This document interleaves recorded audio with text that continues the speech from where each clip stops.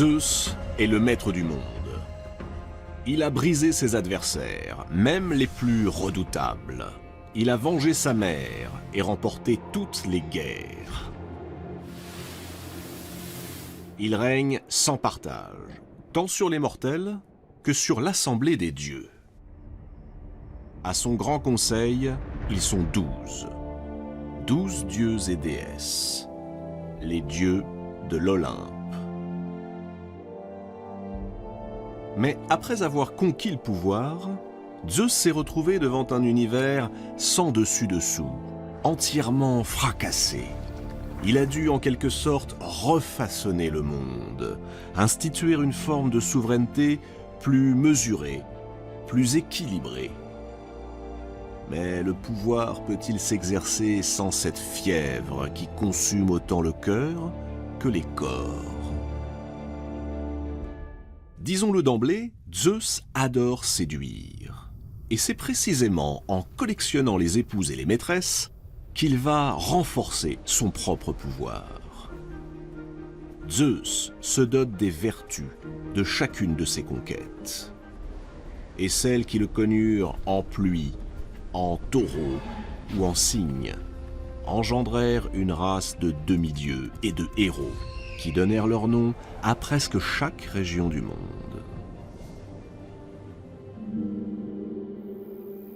Les amours de Zeus ne sont donc pas seulement des amours galantes.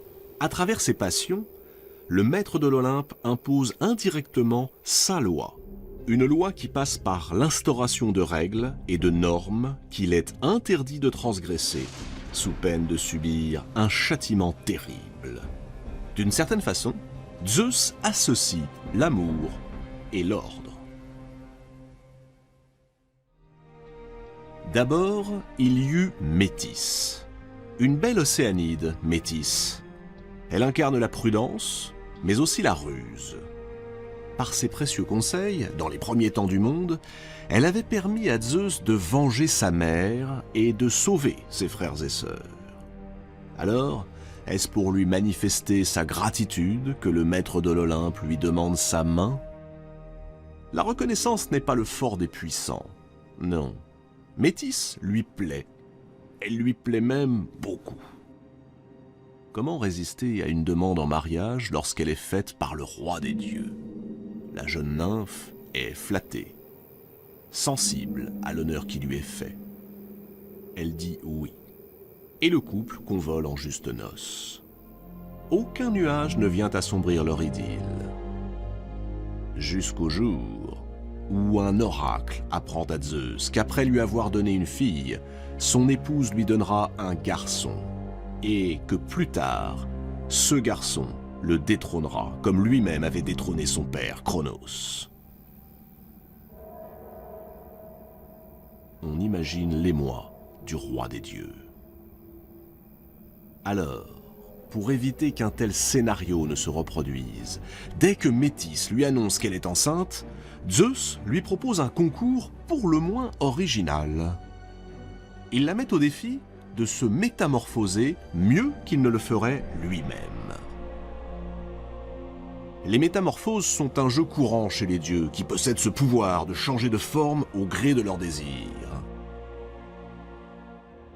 Métis, pourtant symbole de la prudence, ne se méfie pas. Elle se lance allègrement dans une série de métamorphoses. La voici tour à tour lionne, sanglier, flamme ou encore mouche. Zeus la félicite. C'est bien, mais serais-tu capable de te faire encore plus petite? Prise au jeu, Métis se change à nouveau, et cette fois en goutte d'eau. Zeus applaudit et s'empresse de l'avaler. Mais on n'engloutit pas la déesse de la ruse sans s'attirer de sérieux ennuis. Quelque temps plus tard, Zeus est pris d'un mal de tête si soudain, si violent qu'il lui semble que son crâne va éclater. Affolé, son fils Héphaïstos, dieu des forgerons, accourt. Armé d'une double masse, il assène un grand coup sur le crâne de son père. Miracle! De la tête fendue du roi des dieux surgit la fille que portait Métis, Athéna.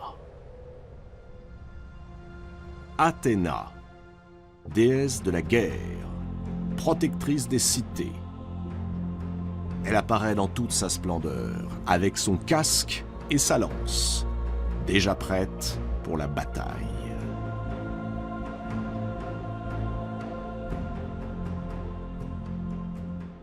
La mère de Zeus, Rhéa, s'est vite aperçue des inclinations de son fils. Elle pressent les conséquences désastreuses de son instabilité sentimentale et sexuelle, et elle lui interdit de se remarier. Interdire? Comment ose-t-elle? Aurait-elle oublié qu'elle s'adresse au maître de l'univers? Piqué au vif, Zeus menace sa génitrice de la violer sur le champ. En guise de réplique, Rhéa, peu impressionnée, se métamorphose en serpent, prête à bondir sur son fils. Zeus en fait autant. Il se change en serpent mâle, et s'unissant à elle en un nœud indissoluble, il met sa menace à exécution.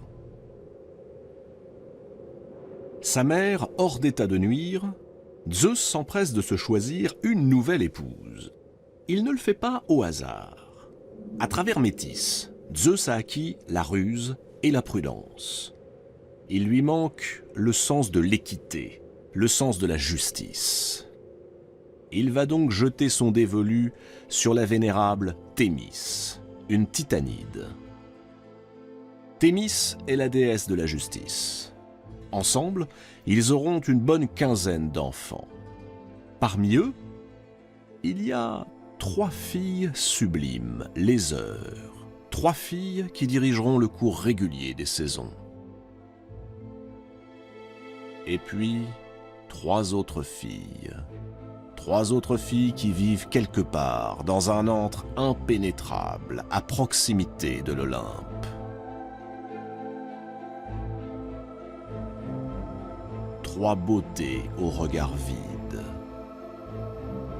Elles vont toujours ensemble, unies par un fil, et elles ont pris l'aspect de simples fileuses. Leur nom fait trembler les mortels, mais aussi les dieux. Cloto, celle qui file. L'Achésis, celle qui détermine la longueur du fil. Et Atropos, l'implacable, celle qui coupe le fil. Ce fil, c'est bien sûr le fil de la vie des mortels et la vie des dieux. Ces 3 filles, on les a appelées les moires, et plus tard, à Rome, on les appellera les parques. Leurs décrets sont inflexibles, et personne n'a le pouvoir d'y changer quoi que ce soit. Zeus lui-même reconnaît leur supériorité. Jamais il n'osera les défier. Les moires incarnent le destin.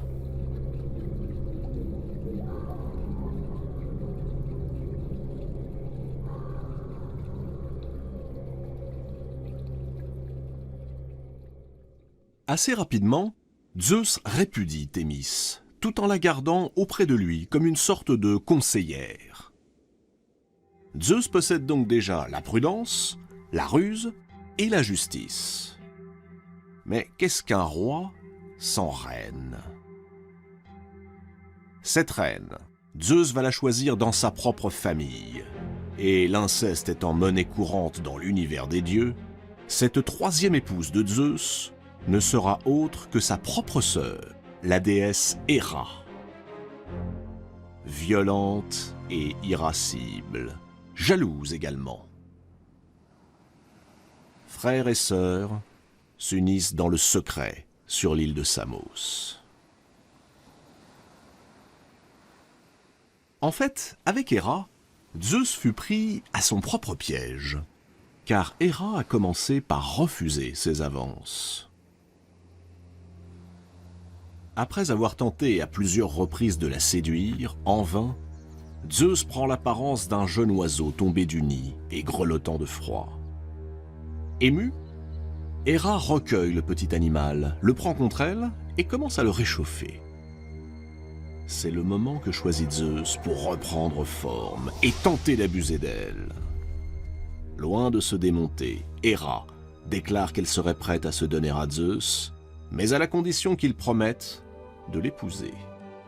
Zeus, tout à son désir, accepte. Et la belle déesse se charge rapidement de lui rappeler son serment. Il faut dire qu'Héra ne manque pas d'atouts, même si sa beauté, dont elle prend grand soin, est un peu stricte. Elle est la déesse aux bras blancs. Irrésistible.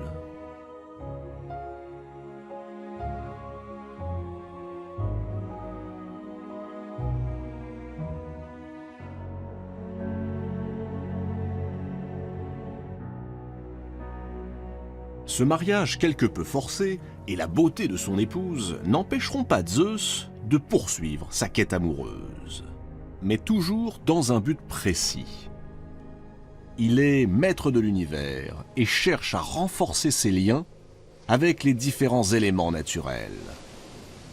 L'eau et les océans, par exemple. Où a-t-il croisé Eurynomée, la fille aînée d'Océan ? Peu importe.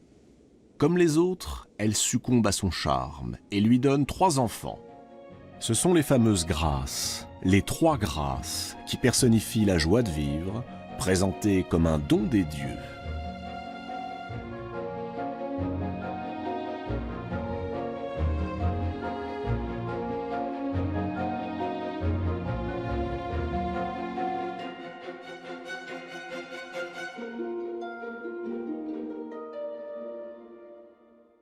Plus tard, Zeus ne passera pas moins de 9 nuits auprès d'une autre titanide, la belle Mnémosyne, la mémoire, qui lui donnera 9 filles, les Muses.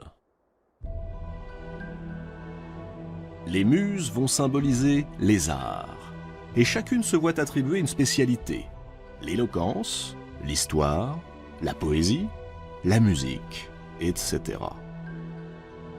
Les Muses partagent leur temps entre l'Olympe, à chanter aux dieux leurs exploits, et le mont Hélicon, où coule, dit-on, une source qui souffle l'inspiration aux poètes. Parmi toutes ces divinités, il en est une dont la beauté est aussi mystérieuse qu'insurpassable. C'est la déesse de la nuit, Leto. Depuis toujours, Zeus la désire. Et il a envie d'un garçon. Il veut un garçon magnifique, un enfant qui serait le dieu de la lumière solaire, le dieu de la musique et de la poésie. C'est la déesse de la nuit qui le lui donnera.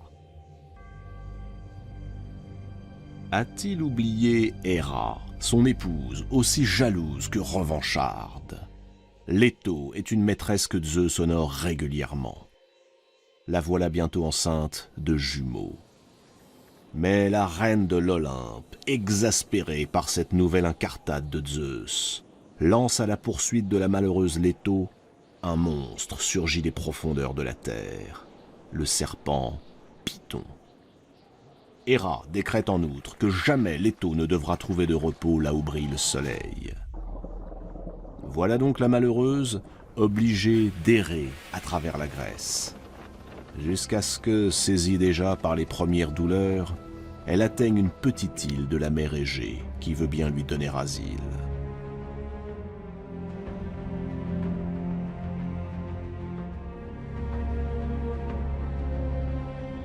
Elle y mettra au monde une fille, Artémis, et un garçon, Apollon.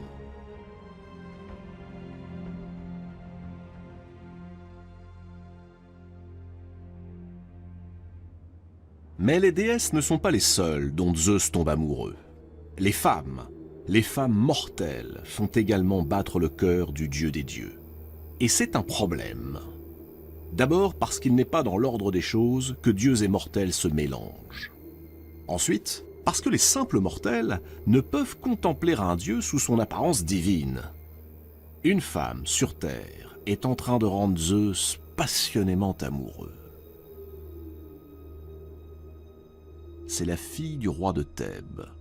Elle s'appelle Sémélé. Pour obtenir ses faveurs, Zeus n'a pas d'autre choix que de se déguiser en prince charmant.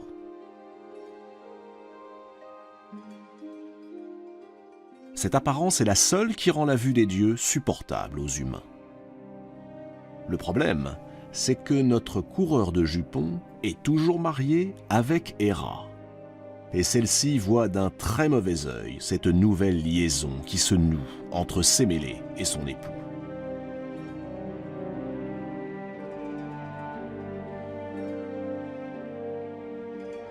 Héra n'entend pas se laisser faire.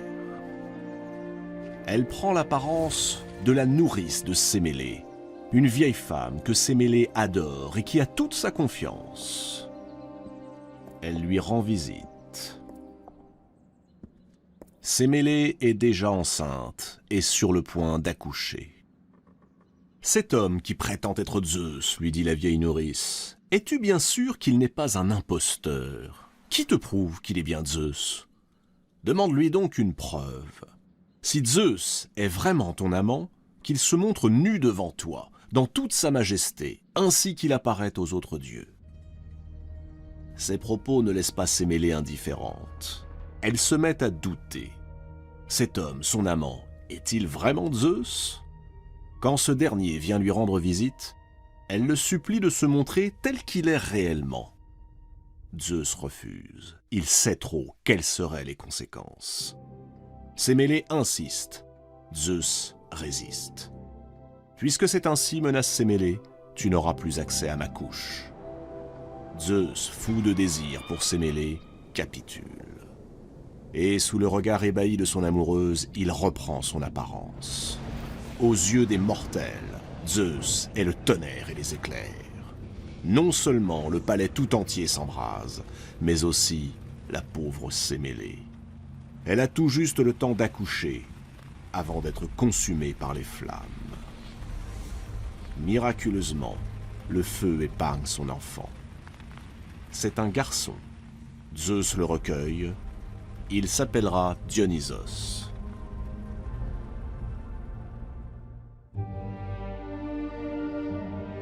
Zeus ne peut donc s'unir aux mortels qu'en recourant à d'incroyables stratagèmes.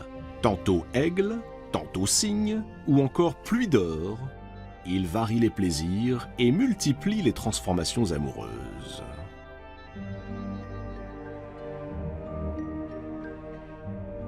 Quand il aperçoit une superbe jeune femme qui joue sur la plage, Zeus s'enflamme à nouveau. C'est une princesse, la fille d'un roi sur la côte asiatique. Comment l'approcher? Elle mène son troupeau au pâturage. Zeus prend alors l'aspect d'un taureau éblouissant, à la robe couleur de neige, aux muscles du cou saillants, pourvu de cornes plus diaphanes qu'un diamant d'eau pure. Il est tellement attrayant que la belle s'approche pour le caresser. Le taureau, docile, pose son mufle chaud sur son sein, puis se couche à ses pieds.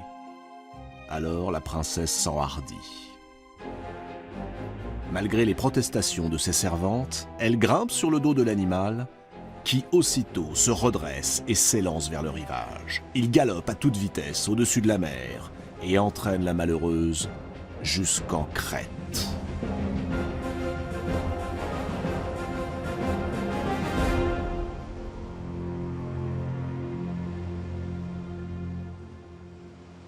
Une fois arrivé, Zeus reprend forme humaine et passe à l'acte.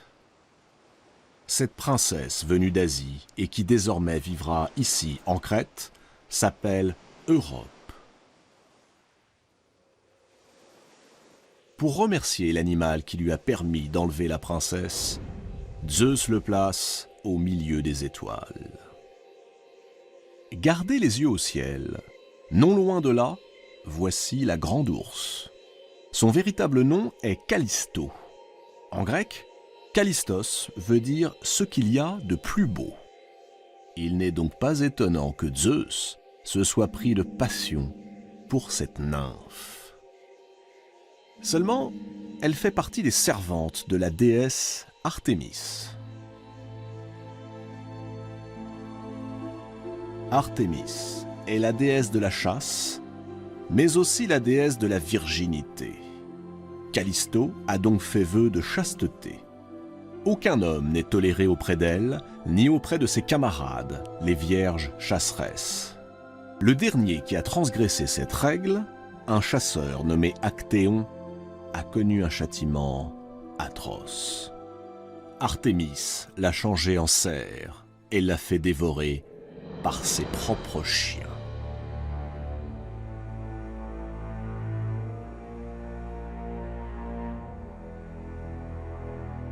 Zeus est bien conscient du danger. Il se demande comment il pourrait s'y prendre. De qui Callisto ne se méfierait jamais? De la déesse qu'elle sert, bien sûr, Artémis elle-même. C'est sous les traits de la chasseresse qu'il se présente, à l'élu de son cœur. Il est là, ou plutôt elle. Callisto ne voit que sa maîtresse, qui lui fait les yeux doux et la couvre de caresses voluptueuses. Le corps de Callisto frémit et s'abandonne. Les mois passent. Callisto, stupéfaite, voit son ventre s'arrondir. Comment est-ce possible? Enceinte d'une femme? Callisto ne tarde pas à comprendre qu'elle a été dupée par Zeus. Mais si par malheur Artémis s'en rend compte, c'en est fini d'elle. Terrifiée, elle tente par tous les moyens de dissimuler sa grossesse. Elle se cache, elle porte des vêtements de plus en plus amples, jusqu'au jour où, se baignant dans une rivière, Artémis, la vraie, découvre toute la vérité. Callisto a failli. Peu importe qu'elle ait succombé par la faute d'un dieu ou d'un mortel, elle doit être châtiée. Devant la fureur d'Artémis, inquiet pour l'enfant que porte Callisto, Zeus transforme aussitôt la jeune femme en ours et la cache dans la montagne. Mais c'est sans compter avec les talents d'Artémis. Après tout, n'est-elle pas la déesse de la chasse? Ses attributs ne sont-ils pas l'arc et le carquois? Il ne faut que quelques heures à la déesse pour retrouver Callisto, et sans le moindre état d'âme, lui décocher une flèche en plein cœur. Callisto se meurt.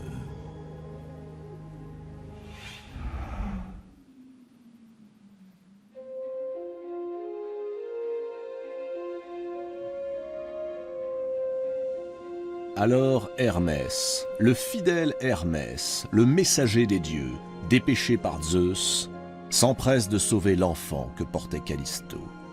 C'est un garçon, Arcas. Il sera roi d'Arcadie. Et la pauvre Callisto? Zeus ne l'oublie pas. Il récupère son corps, le dépose dans le ciel. Ce sera la grande ours.